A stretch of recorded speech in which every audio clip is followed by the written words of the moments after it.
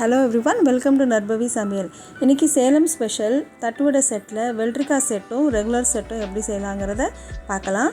அதுக்கு தேவையானது red chutney, green chutney, தட்டுவடை. இப்போ இந்த ரெட் அண்ட் க்ரீன் சட்னி நான் தனியாக ஒரு வீடியோவில் நான் போட்டிருக்கிறேன் எப்படி செய்யணுங்கிறத. அதனோட லிங்க்கை உங்களுக்கு நான் டிஸ்கிரிப்ஷனில் நான் கொடுக்குறேன், நீங்கள் செக் பண்ணிக்கோங்க. மற்ற பொருட்கள்: ஒரு பெரிய பீட்ரூட் துருவிக்கணும், 2 கேரட் துருவி வச்சுக்கணும், ஒரு பெரிய ஆனியனை பொடியாக நறுக்கி வச்சுக்கணும், வெள்ளரிக்காயை உருண்டையாக மெல்லிசாக கட் பண்ணி தனியாக எடுத்து வச்சுக்கணும்.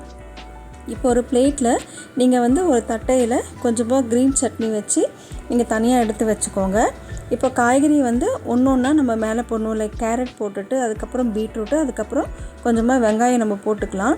இல்லை இப்படி வேண்டாம் அப்படின்னா கூட நீங்கள் ஒரு பவுல் இது எல்லாத்தையுமே ஒன்றா மிக்ஸ் பண்ணிவிட்டு கொஞ்சம் சால்ட் அண்ட் பெப்பரை போட்டுட்டு அதை அப்படியே நீங்கள் அது மேலே நீங்கள் ப்ளேஸ் பண்ணிக்கலாம். இப்போது ரெகுலர் செட்டுக்கு நீங்கள் இது காய்கறி மட்டுமே வச்சுட்டு மேலே கொஞ்சம் ரெட் சட்னியை போட்டுட்டு ஒரு தட்டுவடையை போட்டு நீங்கள் க்ளோஸ் பண்ணிட்டீங்க அப்படின்னா இது ரெகுலர் செட்டு. இப்போ இதுலேயே ஒரு வெள்ளரிக்காயில் கொஞ்சமாக ரெட் சட்னி வச்சு அது மேலே ஒரு தட்டுவடையை வச்சு நீங்கள் க்ளோஸ் பண்ணிட்டீங்க அப்படின்னா இது உங்களுக்கு வெள்ளரிக்காய் செட்டு.